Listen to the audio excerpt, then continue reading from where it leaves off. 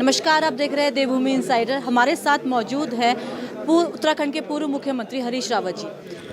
रावत जी, आगामी विधानसभा चुनाव के लिए आगे की क्या रणनीति है अब? आगे की रणनीति सीधी है कि भाजपा सरकार के जो कुनीतियां हैं, जो विफलताएं हैं, जो जन विरोधी निर्णय हैं और जहां जहां उनके कारनामों से जनता की कठिनाइयां बढ़ी हैं, उन सब चीज़ों को लेकर के कांग्रेस जन एक विशाल जन जागरण अभियान में है और ये इस महीने भर चलेगा। इसके तहत लोग गाँव में भी रह रहे हैं, गाँव में नेतागण जा रहे हैं और पद यात्राएँ कर रहे हैं, जनसंपर्क कर रहे हैं, सभाएं कर रहे हैं।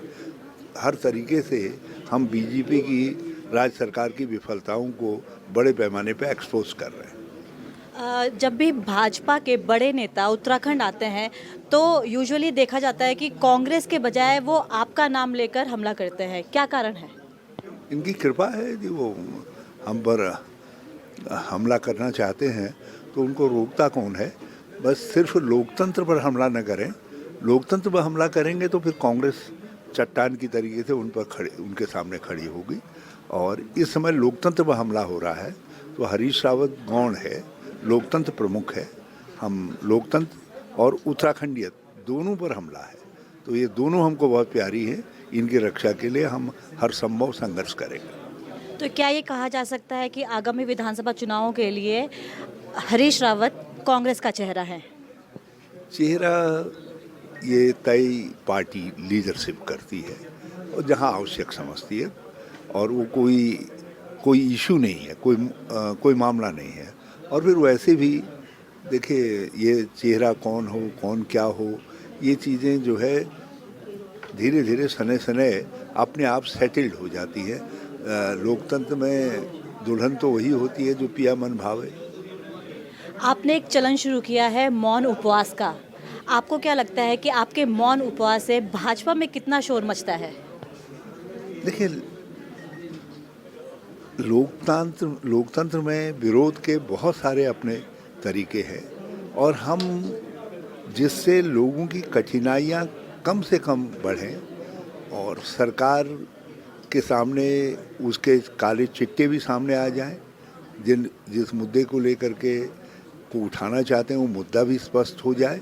और इसीलिए जो है हमने मौन उपवास भी एक लोकतांत्रिक अस्त्र के रूप में उसको हम अपना रहे हैं और गांधी बाबा ये अस्त्र हमको दे करके गए हैं।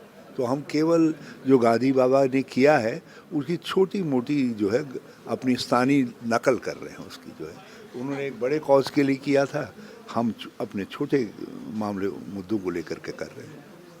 आगामी विधानसभा चुनाव के लिए जो युवा हैं और महिलाएं हैं उनके लिए क्या रणनीति बनाई जा रही है?